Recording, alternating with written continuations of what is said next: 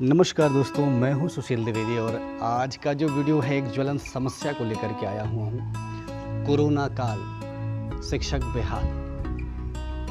दोस्तों, पेशे से मैं भी एक अध्यापक हूं, बल्कि केवल अध्यापक मत कहिए, प्राइवेट अध्यापक हूं ये कहिए, क्योंकि भैया दोनों में बड़ा अंतर हो जाता है। सामने वाले से जब आप बात कर रहे हैं और जिस समय आपने अध्यापक हूँ कहा तो एक दूसरा आपकी छवि बनती है, और जैसे ही प्राइवेट अध्यापक कहा आपकी छवि थोड़ी धूमिल सी नज़र आती है।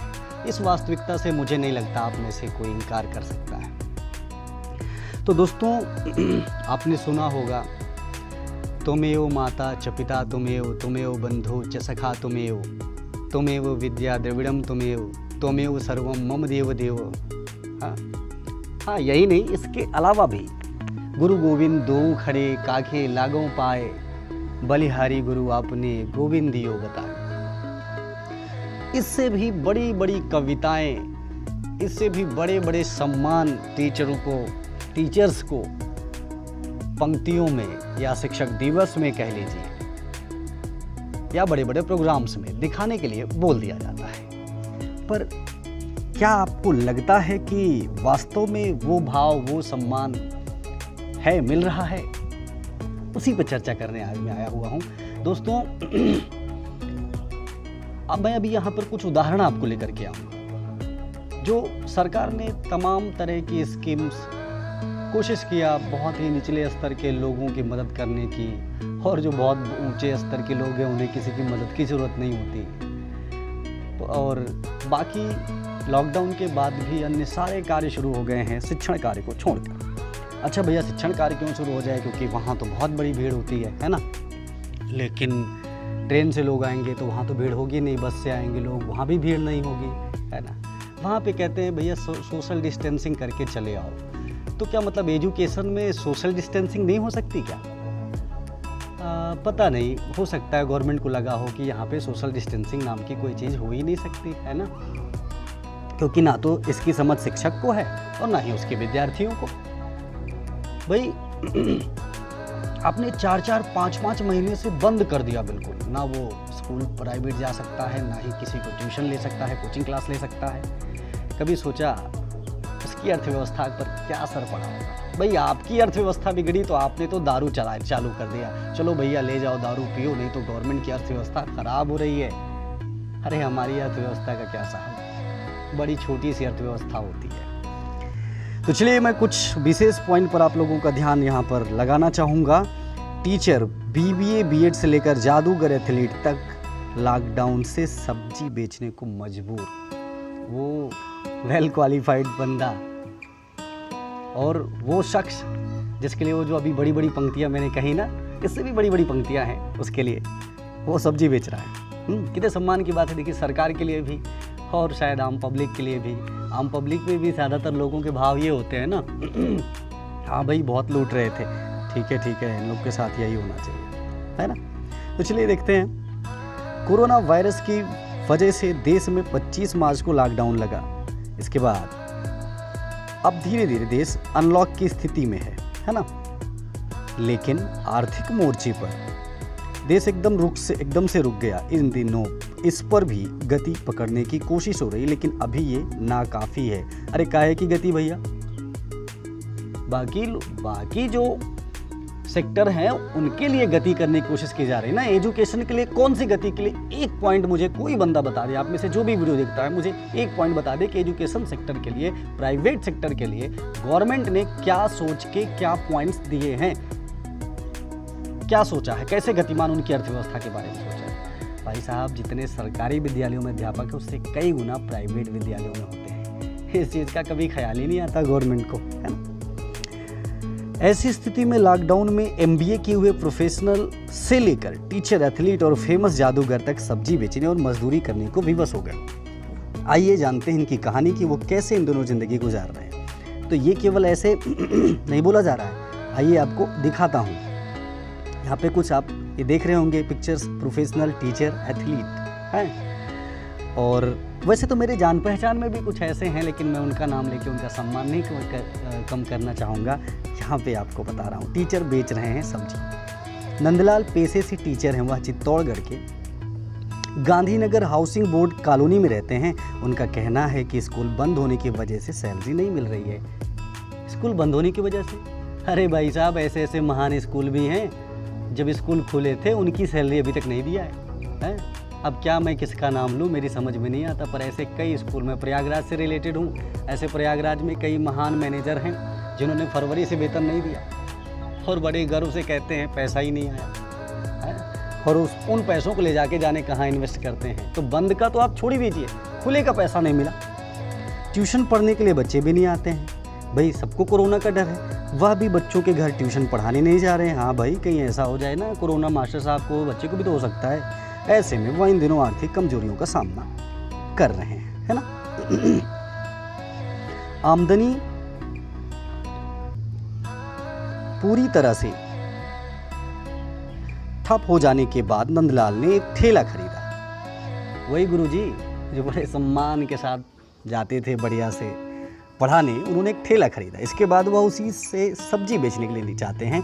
वह सुबह 7 बजे सब्जी बेचने के लिए निकलते हैं और शाम 7 बजे तक सब्जी बेचते हैं। गलियों में घूम घूम कर सब्जी बेचते हैं। इससे जो आमदनी होती है उससे खर्चा चलाते हैं। तो देखा आपने, ये एक एग्जाम्पल रहा। मैंने आपको जगह भी बता दिया और टीचर का नाम भी बता दिया। लोकल के टीचरों का किसी का जिक्र नहीं करने वाला मैं। BBA B.Ed किए हुए बेच रहे हैं सब्जी। सत्येंद्र कुमार यूपी के बुलंदशहर के रहने वाले हैं। वह BBA किए हुए हैं, पढ़ाई में 1.25 लाख रुपए खर्च किए। हाँ भाई, BBA की फीस होती है इतनी, तो इसके बाद भी अच्छी नौकरी नहीं मिली। 6-7 हज़ार की नौकरी कर रहे थे, लेकिन इसी बीच लॉकडाउन की वजह से उनकी यह नौकरी भी चली गई। इसके बाद वह शहर से गांव की ओर आ गए। हाँ भाई, नौकरी चली गई तो शहर में किस हिसाब से रह लेंगे, वहाँ का खर्च कैसे वो संभालेंगे। इसके बाद वह शहर से गांव की तरफ आ गए। यहाँ कुछ दिन बेरोजगार पड़े रहे बेचारे। इसके बाद ग्राम प्रधान से बात की और मनरेगा में काम कर रहे हैं। देखा आपने, BBA किया हुआ बंदा है, ठीक है, वो मनरेगा में काम कर रहा है। देखिए कितने सम्मान की बात है। ऐसी ही कहानी गांव के ही MA B.Ed किए सुरजीत भी हैं। MA B.Ed है, यानी पोस्ट ग्रेजुएट हैं और ट्रेंड बंदा है।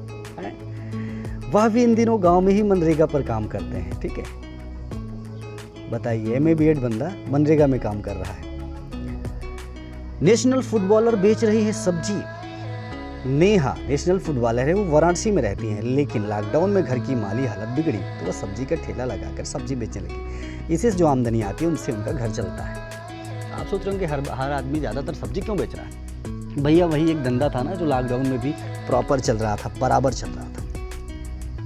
15 साल की नेहा 8 साल की उम्र से फुटबॉल खेल रही हैं। वह 2 बार स्टेट और 5 बार यूपी से नेशनल प्रतियोगिता में भाग ले चुकी हैं। वह साल 2019 में खेलो इंडिया में भी भाग ले चुकी हैं।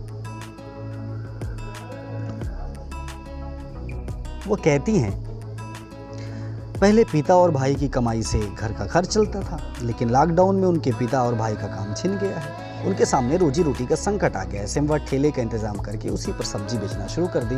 इससे जो आमदनी होती है इससे घर का खर्च चलता है। मशहूर जादूगर बेच रहे सब्जी। राजस्थान के धौलपुर के जादूगर RJ सम्राट, वो अपने हाथ की सफाई से सभी को अचंभित करते हैं, लेकिन वह लॉकडाउन में उनके हाथों की आमदनी छिन गई है। उनके पास कोई काम नहीं और दिन प्रतिदिन घर की आर्थिक स्थिति बिगड़ती जा रही है। ऐसे में वह इन दिनों सब्जी बेचकर घर का खर्च चला रहे हैं। RJ सम्राट ने MP UP राजस्थान में 400 से अधिक ज़्यादा बड़े शो किए हैं। वह 15 साल से लगातार शो कर रहे हैं। पूरे राजस्थान में कई छोटे बड़े शो करते हैं, लेकिन इन दिनों उनकी हालत खराब है। गीता कुमारी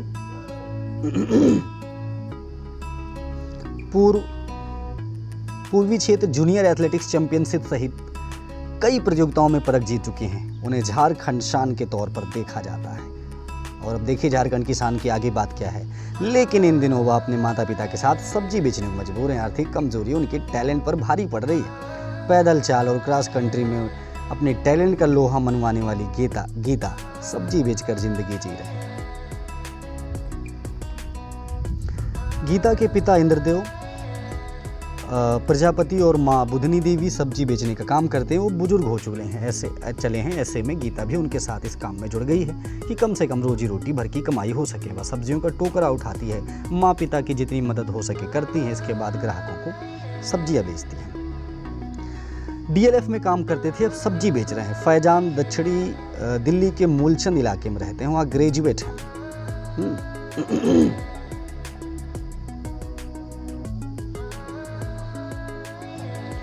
वह ग्रेजुएट हैं। लॉकडाउन के पहले DLF साइबर हब में काम करते थे। 16,000 रुपये की उनकी आमदनी थी, लेकिन लॉकडाउन की वजह से मॉल बंद है, उन्हें सैलरी नहीं मिल रही है। ऐसे में सामने आर्थिक चुनौती आ गई।